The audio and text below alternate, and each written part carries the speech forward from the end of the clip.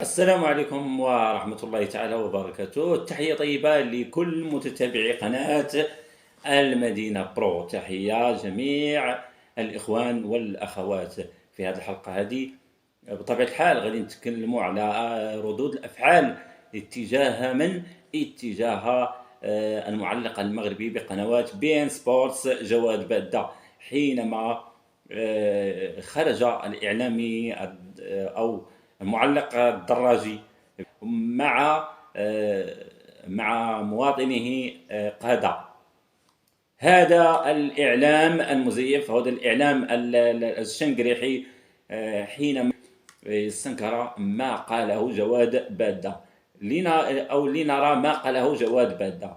جواد بادة كما تعلمون إخواني أنه علق على مباراة الكاميرون في هذا الشان، مباراة الكاميرون، في المباراة التي لعب فيها فريق أو المنتخب الكاميروني، المنتخب المحليين. قال بالحرف بأن هذا الشان فهو يعني ضعيف أو ناقص، إذا صح التعبير. ناقص علاش؟ لأنه يعني عرف غياب المنتخب المغربي حامل اللقبين الماضيين، وكذلك المنتخب المصري والمنتخب التونسي. هل هذا عيب؟ هل هذا عيب؟ فالإعلام قام وكأن قامت الأرض ومن عليها، وبطبيعة الحال مسوق لهم حتى شي واحد. هذا رأيهم وليفعلوا ويطبلوا كما شاءوا، فهكذا تعودوا على أنهم المهم شي حاجة صغيرة خصهم يغوتوا منها. دايرين بحال دوك العيالات اللي كتسمع شي مراه عايشه عب وحدها في شي خربه، تسمع غير مش كتنوض تغوت، او تسمع شي حاجه طاحت ولا شي غراف ولا شي حاجه تنوض تجري تغوت كتسحب. ما عرفت شنو وقع. جواد بادة فما قال الا الحق، وفعلا بشهاده الكاف وبشهاده الاعلام العربي والاعلام الدولي قالوا بان هذه النسخه ضعيفه جدا. ضعيفه من ناحيه اش؟ حنا غادي نشوفوا علاش ضعيفه. لانها المنتخبات القويه اللي كتعطي واحد الدعم ونسبه المشاهده كبيره لهذا الشان، فهما المنتخبات الثلاثه هادو منتخبات على صعيد افريقيا. طبيعة الحال يتغيبون، ما كاينينش، انسحبوا.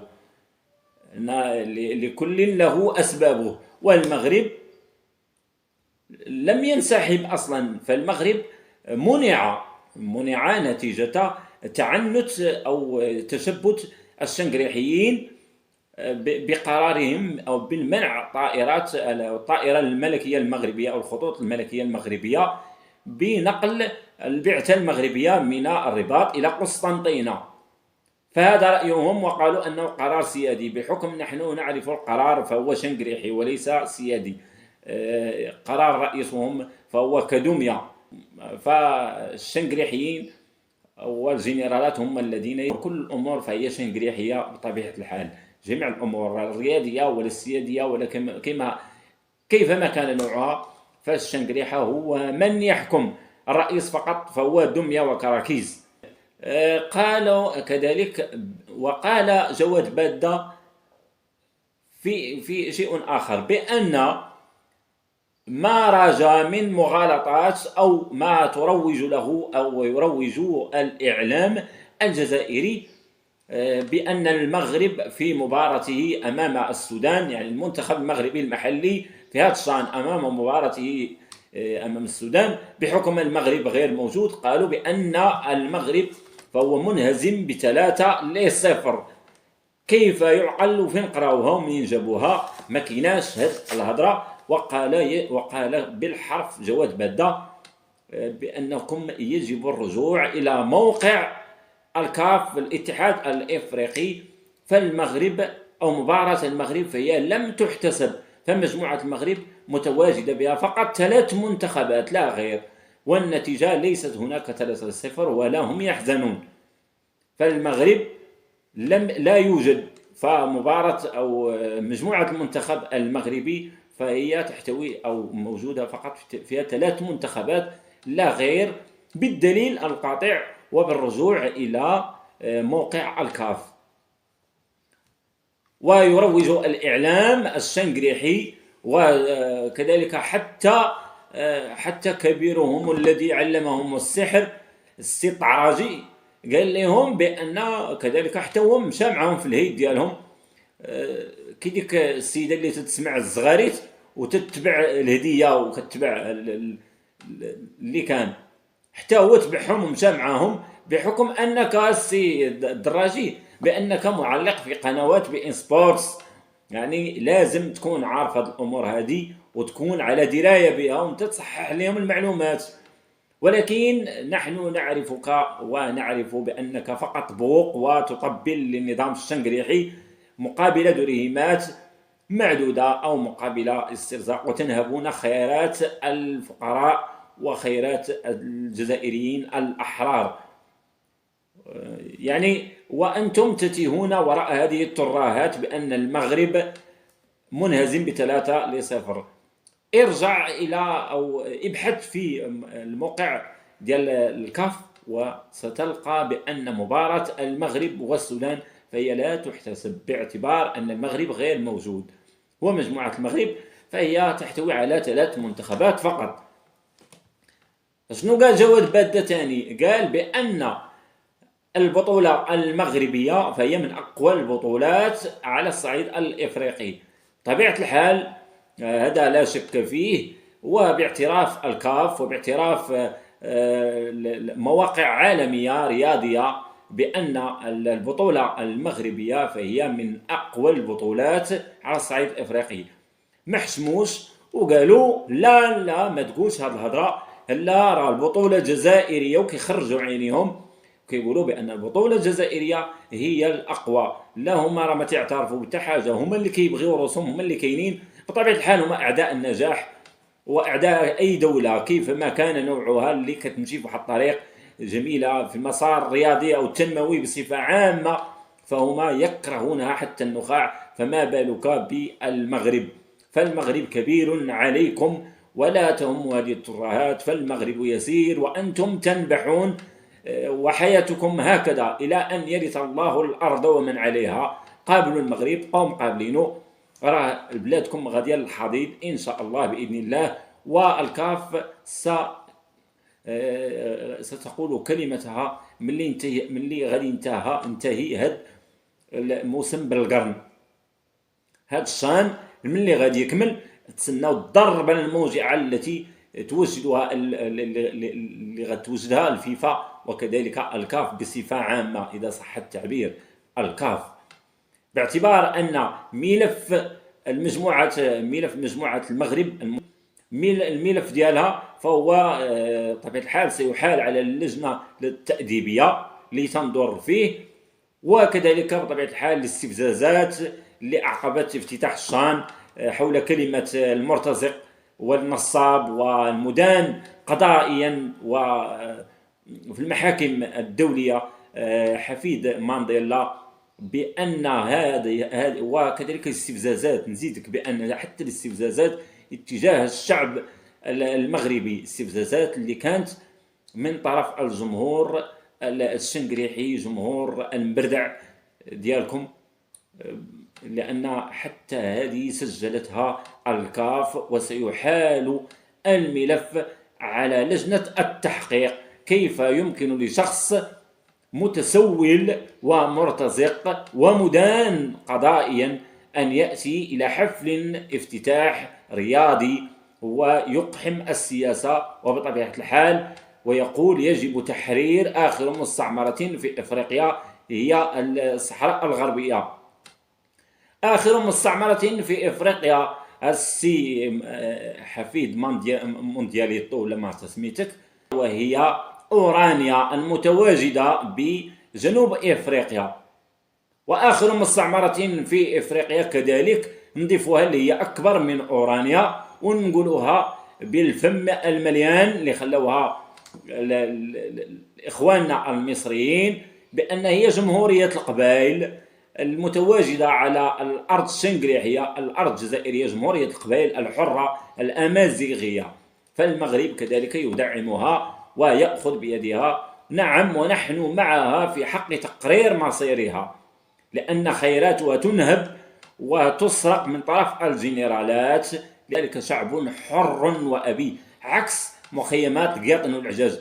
لا أنتم أطعمتموهم ولا أكرمتموهم ولا بنيتوا لهم شي عمارات ولا أعطيتهم شي طرقان ولا شوارع ولا غير ذلك، وهما كيعترفوا بهذا الشيء في واحد البرامج. قال لا، هما عطاونا شي حاجه او داروا لنا شي حاجه في حياتنا، يعني حنا بغاو، قال لك بغاو العمارات، بغاو الشوارع، بغاو بغاو ينعموا بشي حاجه اللي حتى هما يحسوا بنادم. فقط حاصرتموهم، في حين بأن الشعب الجزائري يتضور جوعا وتغلقون جميع المنافذ عليه من أجل ألا يرى أين وصلت الحضارات، لا المغربية ولا التونسية ولا جميع الدول. خليوا الشعب يمشي ويشوف فين وصل باش يجي، وخايفين ولا يثور، لأن هذه هي السياسة ديالكم. وأنت تبوق وتسوق. السي الدراجي من المفروض أنت تكون حر نزيه وتنور الشعب الجزائري الحر. ولا أتكلم عن من رضعوا من حليب الشنقريحي، وأنت رضعت من حليب الشنقريحي وأصبحت بوقا له وتطبل وتسوق له. بطبيعة الحال فكيف لك أن ولفتي ذاك اللحاسة، ولفتي الدريهمات، يعني بعتي الشعب ديالك، بعتي ضميرك، بعتي حياتك، بعتي حتى الدين ديالك بعتيه، بانك كنتي كتبيع في الوهم لهاد الناس هادو، وكتدعم جنرالات اللي تتنهب بلاد وخيرات البلاد، وكتشوف اخوانك كيموتون لحم الحمير. اباحوا لحم الحمير والبغال. الله سبحانه وتعالى قال والخيل والبغال والحمير لتركبوها، ولم يقل لتأكلوها. لهذا أقول لك راجع نفسك يا الدراجي ويا قادة كذلك، لأنكم أصبحتم أبواق مسعورة. لا أقول حتى أنتم والله أخبث ممن أنزل الله على الأرض. وقال الحسن الثاني رحمه الله حينما قال علينا أن نعرف مع من حشرنا الله في الجوار. الجميع المجتمعات العربية وكذلك حتى الدول العربية تقول كيف لشعب المغرب أو المملكة المغربية أن صبرت على هذه الحيوانات الأليفة المسعورة. كيف؟ ولكن نحن شعب ندرك ونعرف ما لنا وما علينا ونعرف مصيركم. لذلك نترككم يعني بشوية بشوية حتى تسقطون إلى الهاوية. وبطبيعة الحال السقوط فهو آتي ولا محالة، واللهم لا شماتة، لا نريد شماتة فيكم، ولكن يجب أن تفهم هذه الأمور. لنعود إلى جواد بدة المعلق المغربي الحر وجميع المغاربة، فهم يتضامنون معه من طنجة العالية إلى قويرة العزيزة. ماذا قال كذلك جواد بدة؟ قال بأنكم يجب الرجوع إلى موقع الكاف لكي تتأكدوا من هذه الترهات يا السي الدراجي. ونعطيك بالدليل بأن علاش هذا الشان فهو ناقص، وبشهادة الكاف وبشهادة الفيفا وبشهادة يعني المستشهرين. حتى بين سبورتس فهي أخطأت حينما يعني تكلفت بنقل هذه المباراة، فهي ما عندهاش أرباح. يعني الأرباح ملي كانت كتجيها ملي كان المنتخب المغربي حامل نسختين الماضيتين، يعني بطولة قوية جدا، يعني فيها متتابعين كثيرين على صعيد على الوطن العربي بصفة عامة وفي جميع البلدان العربية، وكذلك حتى في أوروبا وغير ذلك هناك إخوان أو جاليات عربية. حتى المستشهرين اللي كانوا كيديروا الإشهارات فهم يعني خسروا الملاير. كانت الصفقة مفلسة بالنسبة لهم في تنظيم هذه البطولة، وأعطوها لدولة الشنقريحة.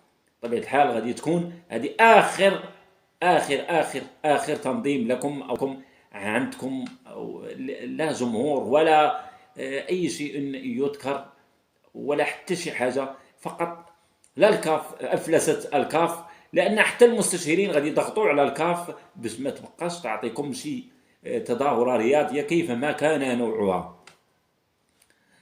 حتى المستشهرين أقول، وحتى بين سبورتس كذلك، لأن تكبدت خسائر كبيرة، ما عندهاش نسبة المشاهدة أبدا أبدا، ما كيناش. يعني كيف يعقل أنا كمغربي ما متواجدش المنتخب المغربي في هذه البطولة هذه، علاش غنتابعها أنا الأول؟ أنا والله ما عمري ما تابعتها، فقط أتابع ما يروج في مواقع التواصل الاجتماعي ولقطات من عين المكان تصلني عبر الخاص بالتدقيق وبالمعلومات الدقيقة حتى أوصلها إلى الجمهور الكريم. لهذا يا سيد الدراجي شرحنا لك بالتفصيل الممل لماذا هذا الشان قريحي فهو ميؤوس منه وضعيف جدا، يجب أن تفهم. وإذا أردت أن تطبل وتهلول وغير ذلك، لا أنت ولا ذلك الإعلامي المقزز قاد في قناة النهار الشنقريحية التبونية، يجب أن توضح له الأمر، أو راجعوا أنفسكم وقوموا بالبحث قبل أن تكونوا إعلاميين. ابحثوا عن المعلومة من داخل المواقع الرسمية للكاف وللفيفا وللمواقع المعترف بها دوليا، قبل أن تبيعوا الوهم للجزائريين. يعني إياكم أن تظنوا بأن الشعب أو الشعوب العربية غبية، فهي تحصل على المعلومة يعني بمحض إرادتها. لا تنتظروا من الشنقريحيين أن يعطوهم رأيا، فهذا يخصكم في زريبتكم فقط. أي معلومة تروج عن المنتخب المغربي أو المغاربة بصفة عامة أو أي دولة أو مصر أو غير ذلك، فهي لا تتجاوز حدود زريبتكم فقط. فالمغرب يفهمون، والشعب المغربي والجمهور المغربي يفهم كل الأمور التي تحيط بهذا الشان. بطبيعة الحال راه ما عنده شان، يعني ملي كتنظم شي حاجة في الجزائر بطبيعة الحال ما كيبقاش عندها الشان، لأن كل شيء يذهب سباتا ويذهب هباء منثورا.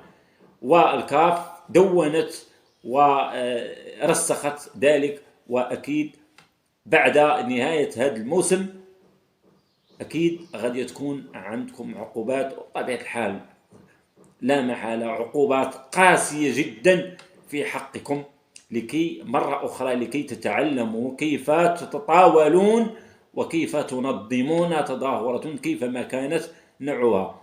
اللهم إذا كانت هناك شي حاجة بيناتكم ديروها بيناتكم وتصافحوا عليها وتهافتوا عليها، فذلك أصدر لكم وأحسن وأقوم. مع تحيات هشام من قناة المدينة برو، وإلى اللقاء.